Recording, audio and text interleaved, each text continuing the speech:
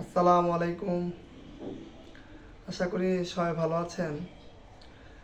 ইনবক্সে অনেকে মেসেজ দিচ্ছেন বা অনেকে কলও দিচ্ছেন কয়দিন ধরে এগ্রিমেন্টের বিষয়ে আর কি অনেকে জানতে চাচ্ছেন।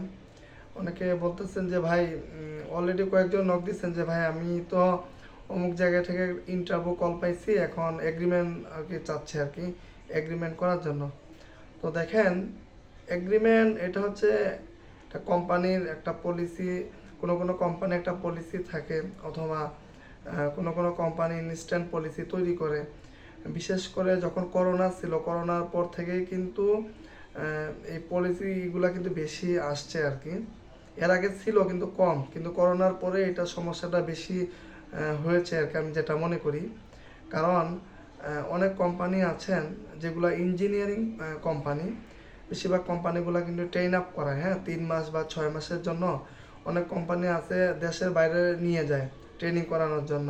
আবার অনেক বাংলাদেশে অনেক কোম্পানি আছে আপনাকে ওনারা নিজস্ব খরচে আপনাকে ট্রেনিং করাবে।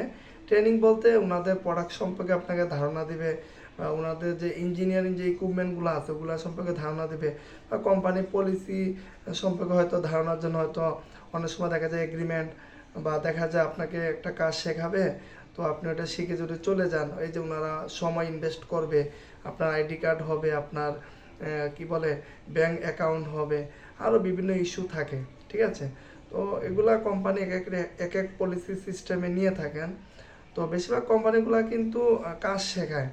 কারণ আপনি 6 মাস বা 1 বছর ওনারা আপনার প্রতি অনেক টাকা ইনভেস্ট করলো, পরে যদি আপনি চলে যান, এটা কিন্তু একটা বড় একটা সমস্যা। তো এটা হচ্ছে কোম্পানিকে ধরে সরি, আপনার এমপ্লয়িকে ধরে রাখার জন্য এটা ওদের একটা সিস্টেম থাকে আর কি। তো যাই হোক, আমি যে মূল বিষয়ে যেটা বলবো, তো আপনারা কোনো কোম্পানি যদি আপনাদেরকে অফার করে যে আমরা এত টাকা স্যালারি দিব, এগ্রিমেন্টে আসতে হবে, অরিজিনাল ডকুমেন্ট দিয়ে কেউ চাকরি নেবেন না, ঠিক আছে। জাস্ট যদি বলে এগ্রিমেন্ট করতে হবে, আমাদের কি বলে পেডে আপনাকে করতে হবে, স্টেটমেন্ট দিতে হবে, বা একটা কি বলে স্টামে আপনাকে সিগনেচার দিতে হবে, যে লিখিত থাকতে হবে যে ওখানে 5 বছরের জন্য আপনি যাচ্ছেন, বা 2 বছরের জন্য আমাদের সাথে এগ্রিমেন্ট। পরবর্তী কোম্পানিগুলো চাইলে মামলাও করতে পারে যদি আপনি না বলে চলে আসেন, বা কোম্পানি যদি মনে করে যে না আমি এই ছেলেকে একটা পানিশমেন্ট দিব। এটা হচ্ছে কোম্পানির বিষয়। তো দেখেন, আবার অনেকে বলে যে আপনি যদি দেশের বাইরে যান বা সরকারি চাকরি হয়, তাহলে গিয়ে আপনার এটা কোনো সমস্যা হবে না। কিন্তু আপনি যদি আমাদের এখানে থেকে, কিন্তু আপনাকে অ্যাকচুয়াল ডকুমেন্ট দেখাতে হবে যে আমি দেশের বাইরে যাচ্ছি, বা আমি কি বলে আপনার সরকারি চাকরি হয়েছে। এগুলো যদি অরিজিনাল ডকুমেন্ট দেখাইতে পারেন, অবশ্যই আপনি ওখান থেকে যে কোনো সময় বের হয়ে আসতে পারবেন, কোনো সমস্যা নেই। কিন্তু আদারওয়াইজ অন্য কোনো সমস্যা হলে কিন্তু ওরা আপনাকে ছাড়বে না, আপনাকে মামলাও করতে পারে। যারা এগ্রিমেন্টে যাবেন, কিছু বিষয় কোম্পানির সাথে খোলামেলা বলবেন।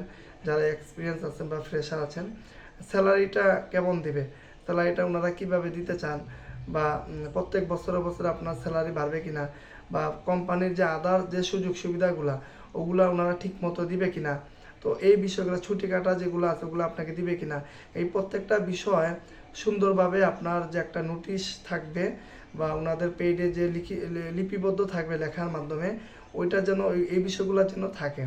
আমরা শুধু এগ্রিমেন্ট করব, একটা সিগনেচার দিব, এরকম না।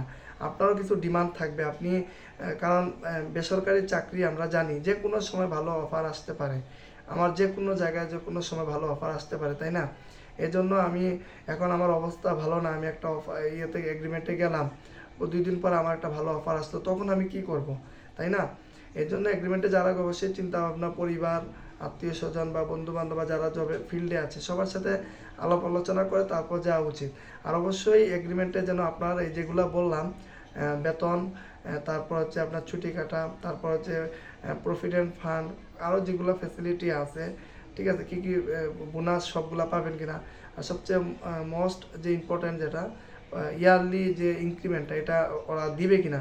অনেক কোম্পানি আছে আপনাকে এগ্রিমেন্টে নিল, 1 বছর পরে আপনাকে বেতন বাড়াইলো না, তখন কিন্তু আপনি কিছু বলতেও পারবেন না, আপনি এগ্রিমেন্ট করে ফেলছেন।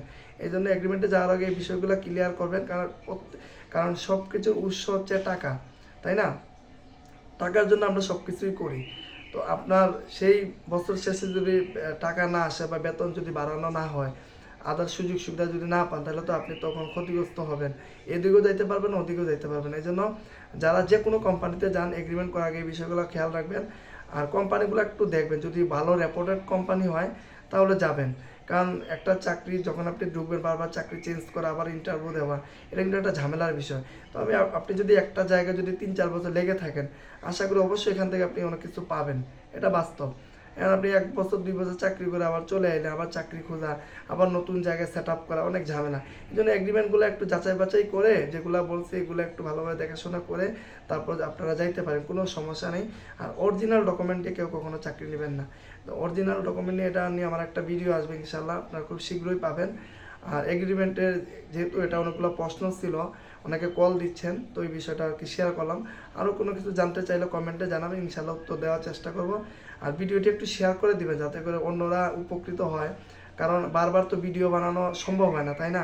এই জন্য একটা ভিডিওর মধ্যে যদি সব কিছু কভার হয়ে যায়, আলহামদুলিল্লাহ অন্যরা উপকৃত হবে। ঠিক আছে, সবাই ভালো থাকবেন, আসসালামু আলাইকুম।